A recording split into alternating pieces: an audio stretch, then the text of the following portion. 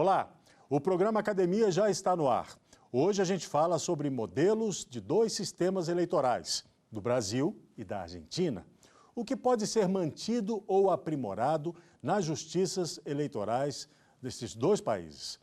A dissertação é do mestre em Direito, Relações Internacionais e Desenvolvimento, Alexandre Azevedo. Governança eleitoral. Uma comparação entre os modelos de justiça eleitoral do Brasil e da Argentina. Dissertação apresentada à Pontifícia Universidade Católica de Goiás como requisito para obtenção do título de mestre em Direito, sob orientação do professor doutor Nivaldo dos Santos. A origem das eleições no mundo divide opiniões entre historiadores. Grande parte aponta que as eleições surgiram com os romanos, que tiveram a ideia de criar uma urna para depositar os votos. Antes, eles eram falados publicamente. Mesmo sendo um assunto tão recorrente nos dias de hoje, existem inúmeros países que não participam deste processo democrático. A exemplo da Coreia do Norte, que vive sob o regime ditatorial. Para debater este assunto com a gente, participam do programa o mestre em Direito, Bruno Rangel, e o mestre em Direito Constitucional, Rodrigo Queiroga. Bom, eu quero agradecer aos senhores aqui por virem à academia discutir esse tema com a gente. E eu já peço ao professor Alexandre que faça uma exposição inicial para que o espectador possa conhecer do que a gente vai tratar aqui pela próxima meia hora. Seja muito bem-vindo. Eu agradeço o convite, agradeço o nosso telespectador, né, da TV Justiça, especialmente você, telespectador do programa Academia. Bom, esse livro, essa obra, essa dissertação de mestrado, nasceu de uma crítica que eu escutei numa entrevista com ex-deputado federal lá pelo estado de Goiás. Falando sobre reforma política, soltou essa pérola na entrevista. Olha, um dos pontos que não pode faltar na reforma política é acabar com a justiça eleitoral. Ele falou isso. E aí o preço vai. Por quê? Porque a justiça eleitoral só existe no Brasil. E aí eu comecei a pesquisar sobre isto e já trabalhando na justiça eleitoral, já pretendendo criar algo nesse sentido e encontrei um suporte de doutrinadores, pesquisei outros países. Inicialmente, pretendia um pouquinho mais de país, um maior, eu acabei afunilando aí só para 2 países. E o que eu concluí? Em qualquer tempo, em se tratando de eleições, nós vamos ter um organismo para cuidar das eleições. Mesmo lá em Atenas, em que o cidadão comparecia, deveria existir um organismo eleitoral, mesmo que fosse aquele que fala, olha, vamos votar, e o outro que vão contar. Olha, quem vota? Quem vai fazer a contagem? Como que vai fazer a questão das regras dessa eleição? Não existia esse órgão lá, existia esse organismo. E eu, então, fui, a partir desse ponto inicial, pesquisando a justiça eleitoral ou organismos de governança eleitoral, porque não, como veremos daqui a pouco, nem todo organismo é justiça, é um ramo do Poder Judiciário, pode ser outros ramos. Então, fazendo essa pesquisa, encontrei várias formas de organizações que cuidam das eleições. Eu falei, poxa, já deu um alívio, né? Não é a justiça eleitoral a única, né? Existem outros ramos de justiça eleitoral espalhados pelo mundo aí e também outras formas de organismos que cuidam das eleições. E outra situação que eu identifiquei, quanto melhor for a organização eleitoral, tanto melhor será para a democracia, né? O regime ou a instabilidade política ou a estabilidade política, ela decorre precisamente da forma de organização. Quanto melhor a organização eleitoral, maior a probabilidade de termos uma estabilidade política no país. Perfeito, professor Alexandre. Então, já vou pedir aqui a primeira rodada de perguntas. Eu começo com o professor Rodrigo Queiroga. Seja muito bem-vindo. Muito obrigado. Parabéns pelo tema. O tema realmente governança eleitoral é um tema importante para que tenha um Estado democrático de direito, ou seja, que se funde, ou que se tenha a sua firmeza e sua eficiência também, sua prevalência nas democracias atuais. Pergunto primeiro, por que começou a estudar governança na Argentina? Tem alguma semelhança com a governança eleitoral do Brasil também? Olha, excelente pergunta, doutor Rodrigo. A minha ideia inicial seria fazer uma pesquisa mais ampla com todos os países do Mercosul. Né? Então, seria organismos eleitorais do Mercosul. Mesmo porque nós temos um tratado, o Tratado de Ushuaia, né? Do Mercosul, integrante do Mercosul, e que tem uma cláusula democrática. Olha, o país que não observar a cláusula democrática, ele pode ser desde suspenso, né, receber uma suspensão do Mercosul, até a expulsão, né, do Mercosul. Então eu falei, olha, já temos um inicial disso aí. E aí eu comecei a conversar com o meu orientador, professor doutor Nivaldo, e falou, olha, é amplo para uma dissertação, vamos tentar encurtar isso aí. E aí, nisso, eu afunilei para aquele país que estivesse mais próximo de nós e que também tivesse algum sistema diferente, algum ponto distinto do nosso. E aí, pesquisei, inicialmente, todos os 5 países para afunilar na Argentina, uma federação, né? Também com níveis de entes federativos tais quais o do Brasil e também um ponto diferente, né? Temos lá justiça eleitoral, mas temos também organismos que não são integrantes do Poder Judiciário. E aí a própria legislação, um tanto quanto diferente, né, na Argentina, e uma legislação também próxima. Então, essa dicotomia, essa situação paradoxal, às vezes, é o que me levou, né, a escolher, a eleger, né, a Argentina como um método de comparação com o do Brasil. Ok. Eu peço, então, uma questão do professor Bruno Rangel. Seja muito bem-vindo. Muito obrigado pela oportunidade de estar aqui. Cumprimento a todos vocês, cumprimento o Alexandre. Parabéns pelo seu trabalho, trabalho de grande importância para a discussão sobre organização das eleições no Brasil. Tenho certeza que vai se tornar referência na área. Dentro da sua comparação entre Brasil e Argentina, eu queria que você falasse um pouco, se for possível, sobre a diferença entre os federalismos brasileiro e argentino, se isso pode gerar, no plano da legislação eleitoral, maior autonomia na Argentina para que os estados criem suas regras de organização das eleições? Excelente pergunta, doutor Bruno. Inicialmente, agradeço aí a deferência feita a mim, né? Espero, nós quando estudamos, a gente quer exatamente isso, romper paradigmas, trazer novos paradigmas, né, e receber, né, esse feedback é muito gratificante, né? O nosso modelo federativo nasceu, né, em 1891, na nossa Constituição, primeira, né, do Brasil, República, e nós tentamos copiar um modelo dos Estados Unidos. E quando eu digo, a escolha da palavra foi essa mesma, tentamos copiar, e copiar, né, quase um Ctrl-C, Ctrl-V, né? Porque nós pegamos tanto assim que ficou mais ou menos aquele do trabalho de aluno, né? Olha, posso copiar do seu? Copia, mas copia diferente, né? E a gente copiou quase igual, né? Pegou Estados Unidos do Brasil. Nossa Constituição, de 1891, você não sabe, está lá, Estados Unidos do Brasil. E a gente importa uma federação, só que uma federação por desagregação, né? Isso é, nós tínhamos um Estado unitário, e aí para governar não dava jeito, né?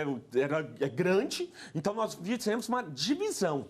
A hora que se divide, a pergunta sempre eu falo isso para meus alunos, olha, você tem poder, você é o poder, e aí você vai dividir. Como você divide? Mas você vai dividir concentrando poderes. Essa é a nossa Federação Brasileira. Nós dividimos para os estados e municípios, mas concentrando poderes no governo federal, né?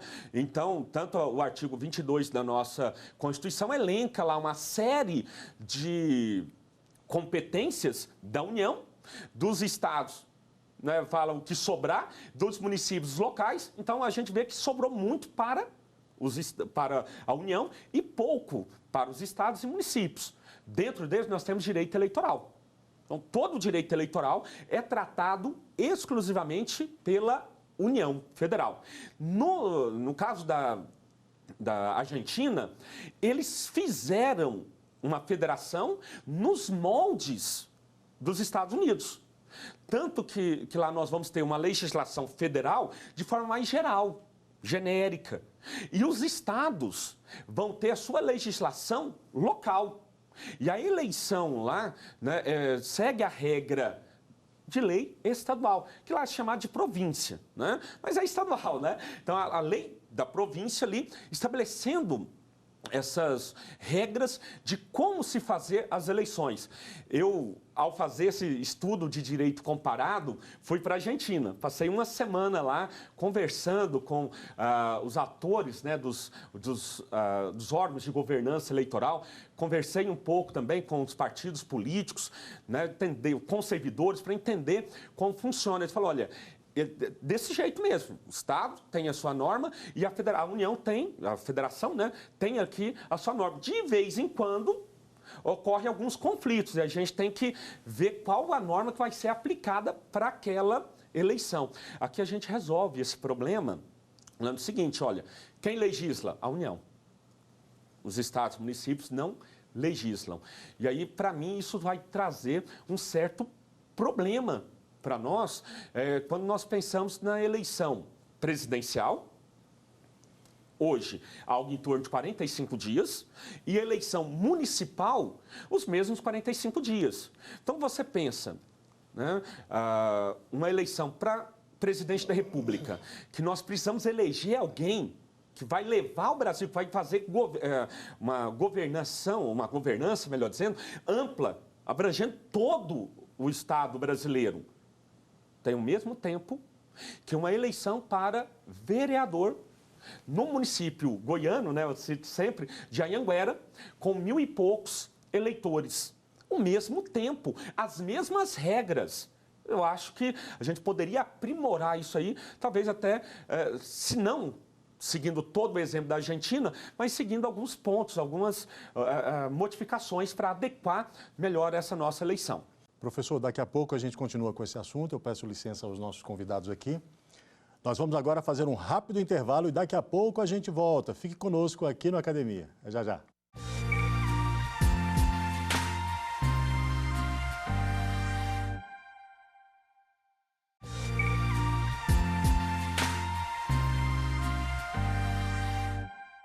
Estamos de volta com o programa Academia e hoje falamos sobre os modelos de 2 sistemas eleitorais, do Brasil e da Argentina. A dissertação é do mestre em Direito, Relações Internacionais e Desenvolvimento, professor Alexandre Azevedo. E estão aqui com a gente o mestre em Direito Bruno Rangel e o mestre em Direito Constitucional Rodrigo Queiroga. Bom, antes da gente retomar, eu quero mostrar aqui esse trabalho que a gente está discutindo, já se tornou uma publicação aqui do professor. Professor, já está disponível esse livro? Já sim, né? No site da editora Espaço Acadêmico, né? Podem acessar para adquirir a obra, aqueles que tiverem interesse. Além disso, tem nas redes sociais, né? Twitter, @AlexEleitoral, podem entrar em contato conosco. Ficou bonito, danado, hein? Eleitoral aqui, ó, Brasil e Argentina, ficou bonito. Bom, vamos lá. Eu quero retomar aqui as questões, as perguntas sobre o trabalho. Por favor, Bruno, a sua primeira. Alexandre, acho que um dos grandes méritos do seu trabalho, além da questão da comparação entre Brasil e Argentina, é destacar como os modelos de governança são construídos. E eu pude perceber que os modelos de governança, em geral, são construídos a partir do poder de organizar as eleições, poder de julgar as eleições e poder de julgar as eleições e poder de executar as eleições, de administrar as eleições. Mas o poder de legislar, em geral, está sempre atribuído às casas legislativas. No Brasil, nós temos aí o modelo que acumula no mesmo órgão o poder de julgar e o poder de executar. Mas nós temos aqui também a figura das resoluções que podem ser expedidas pelo Tribunal Superior Eleitoral. E aí eu pergunto se um eventual excesso na expedição dessas resoluções não pode trazer para a Justiça Eleitoral também a função de legislar, acumulando aí executar, legislar e julgar. Você entende que algum limite deve ser observado? Isso pode eventualmente gerar algum problema democrático? Excelente pergunta, doutor Bruno. Olha só, nós temos a Justiça Eleitoral no Brasil, ela tem uma peculiaridade só dela. Em todo o ramo do Poder Judiciário, ela é única, ela é ímpar, porque ela vai ter como funções típicas, o pessoal de direito administrativo vai lembrar, função típica, função atípica, né? Mas a Justiça Eleitoral tem 4 funções típicas. Julgar, adjudicante, então todos os ramos do Poder Judiciário terão, mas ela também tem a função de administrar, como bem colocou, de realizar a eleição. Quer ver um exemplo? Convocar mesário. Você já foi convocado como mesário? Função de administrar. Comprar urna eletrônica, função de administrar. Mas tem a função consultiva. Né? Olha, há pouco, né? O TSE julgou, respondeu algumas consultas. Isso é importante, que impacta diretamente na vida política do Brasil. Então, tem alguma dúvida? Pergunta à Justiça Eleitoral. Lembrando, caso consultas, é só TRE ou TSE. Como bem disse o senhor, ainda a 4ª função, que é a função regulamentar. Então, a Justiça Eleitoral pode regulamentar, expedir regulamentos para fiel execução da lei eleitoral. Qual que é o grande problema? Lá na teoria de Montesquieu, quem tem poder tende a abusar do poder. Então, nós temos aquela situação de estabelecer limites a quem vai exercer esse poder. E a Justiça Eleitoral, em alguns pontos, excede, pelo menos aos olhos do Congresso Nacional, tanto que em alguns passos da Justiça Eleitoral nós temos um contrapasso, uma contração do Congresso Nacional. Eu cito 2 exemplos aqui para o doutor, para os senhores, para o telespectador. A verticalização das eleições, das coligações, melhor dizendo. Verticalizou, olha, coligação para presidente da República tem que ser a mesma, tem que ser repetida nos estados e nos municípios. Isso é a decisão do TSE, por meio de consulta. Vai o Congresso Nacional, edita uma PEC, uma emenda à Constituição, e altera o artigo 17 e fala, olha, autonomia plena para definir os seus regimes de coligações. Outro exemplo, as convenções, a fidelidade partidária. Né? Vai o Congresso Nacional, olha, beleza, a fidelidade é interessante, mas vamos mudar alguma coisinha ali. E, por fim, fizeram, na Lei 9.504, que é a Lei das Eleições, um artigo, o artigo 105, para falar, olha, a Justiça Eleitoral deve expedir resoluções, e colocou uma data limite, em março do ano da eleição, data limite ali, e essa resolução deve cuidar única e exclusivamente de regulamentar a lei que já existe. E deu uma redundância ali, tem um pleonasmo, não podendo criar obrigações que não estejam na lei, nem sanções que já não estejam também na lei. Então, nós temos essa limitação ao poder regulamentar do Tribunal Superior Eleitoral. Perfeito. Bom, peço agora uma questão do professor Rodrigo Queiroga. Pois não, o assunto é muito palpitante, é muito bom, principalmente nos tempos atuais. Eu tenho 2 aspectos que eu quero fazer a pergunta para você. E falo para até o estudante que está na universidade agora também. O assunto trata especificamente de normas e estrutura do Poder Judiciário.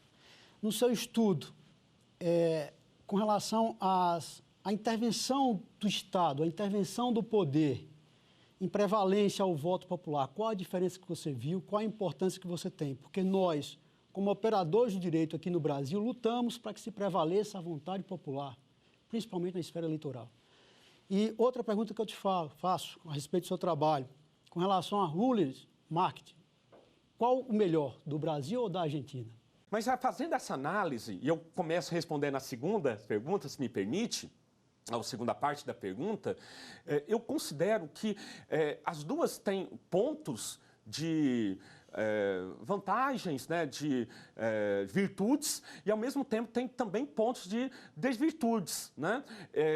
No primeiro ponto da aventurança, né, daquilo que é bom, eu acho que nós termos regras locais é bom, né? Porque vai adequar a realidade. Nós temos um país continental, o doutor Bruno também bem falou isso, né? Continental é enorme. Uma realidade aqui de Brasília, de Goiás, que eu sou, é diferente de uma realidade de estados do Sul, do Sudeste, do Norte, do Nordeste. São realidades distintas. Temos cidades que têm várias agências bancárias, por exemplo. Outras cidades que têm lá o representante bancário, não é nem banco, né? É uma representação bancária apenas. E nós temos uma lei que fala, olha, tem que abrir conta bancária para realizar situações, movimentações de campanha. Nós temos que ter uma abertura de conta bancária. Como? E tem que ter, olha, nas movimentações, ou é transferência bancária, ou é cheque nominado. Em alguns lugares sequer consegue cheques, talonários de cheques, em número suficiente, né, para aquilo. Então, aí eu acho que essa desventurança, né, em parte é bom que nós temos uma regra, né, mas ao mesmo tempo é ruim, porque nós não temos uma regra local, para a realidade local ali. E aí, então, eu penso que nós poderíamos pegar o bom de cada uma dessas normas, estabelecendo uma norma geral, né, e permitindo que os estados e também municípios pudessem estabelecer normas locais para adequar a realidade deles, né? Então, vamos imaginar um município que não tem agência bancária, tem apenas uma representação, de repente uma norma local, né, que me permitisse uma conversa, um diálogo entre o juiz eleitoral daquela localidade e a Câmara de Vereadores. Olha, vamos estabelecer uma norma conjunta, veja aí, sentem, conversem. Talvez isso fosse, né, razoável de se fazer e até para a gente chegar num consenso daquilo que fosse mais adequado a cada realidade. A primeira parte da pergunta, desculpe, o senhor pode repetir? Em relação à intervenção mínima do Estado na prevalência. Com relação a essa intervenção, no livro eu abordo que um dos princípios do direito eleitoral é a soberania popular. Está lá na Constituição Federal, né? Todo poder emana do povo. Artigo 1º, parágrafo único da nossa Constituição. Todo poder emana do povo, que o exerce diretamente, né, em alguns casos, ou indiretamente por meio de seus representantes eleitos. Mas o poder é do povo. O povo vota. E aí nós temos uma situação estranha, né? Pode parecer estranha, porque o povo escolheu, de repente o juiz, sozinho, o juiz eleitoral primeiro grau, sozinho, na eleição municipal, né? Vai lá e anula os votos que aqueles eleitores deram. Vamos imaginar, ali na minha cidade, né, Goiânia, quase 1 milhão de eleitores. A decisão ali pela maioria, vamos imaginar 51% desse 1 milhão de eleitores, né, decide por um candidato. Esse candidato é eleito. De repente vem um juiz eleitoral, de forma solitária, monocrática, vai lá e anula todos os votos que aquele candidato teve e convoca novas eleições. Ele sozinho faz isso. Pode ter recurso, o TRE, 7 vão decidir. Recurso para o TSE, 7 vão decidir. E veja, eles vão tomar lugar da escolha daquela quantidade enorme de eleitores. Eu sempre falo que essa decisão da Justiça Eleitoral tem que ser feita de forma pontual, solene e com bastante grano sales, né? Isto é, sal, você não coloca muito sal na comida, você coloca pouquinho para temperar, apenas para realçar o sabor ali do alimento. Então, a Justiça Eleitoral ela deve atuar nesse grano sales para assegurar a soberania popular. Como? Só punindo, só intervindo, quando estritamente necessário. Os atores do jogo eleitoral, os players, né, do jogo eleitoral, não é a justiça eleitoral, é árbitro. Se o árbitro está aparecendo mais do que os jogadores, alguma coisa está errada, né? Então, eu verifico, primeiro, que a Justiça Eleitoral pode cassar mandatos? Deve cassar mandatos, única e exclusivamente quando praticado algum delito grave que comprometa a lisura do pleito eleitoral, devidamente comprovado nos autos. Tem que ter prova. Não pode ser aquilo, a gente já viu em várias atuações nossas, né? Eu sou servidor da Justiça Eleitoral, os doutores com certeza também já viram em vivência prática. Não, isso aqui é a ponta do iceberg. E aí até criaram isso, né? A teoria da ponta do iceberg. Eu falo, olha, para ter teoria, primeiro tem que ter uma sistematização. Teve essa sistematização doutrinária? Não teve? Então não é teoria. Né? É alguma palavra nova aí que colocaram, né, uma expressão nova para apenas dar suporte àquela decisão que foi, né, desenvolvida. Né? Então, respondendo pontualmente a sua pergunta, né, doutor, pode atuar? Deve atuar apenas nessas situações. Prática de ilícitos graves, devidamente comprovados nos autos. Perfeito. Professor Alexandre Azevedo, muito obrigado por vir aqui compartilhar as suas ideias, trazer o trabalho para a gente. Professor Bruno, doutor Bruno, muito obrigado, Bruno Rangel. Doutor Rodrigo Queiroga, muito obrigado por vir aqui também. O Academia fica por aqui, você pode assistir a íntegra deste e de programas anteriores disponíveis na internet. Acesse o nosso canal no YouTube, TV Justiça Oficial. O nosso e-mail é academia@stf.jus.br. Saúde e paz para você e até o próximo programa. Tchau.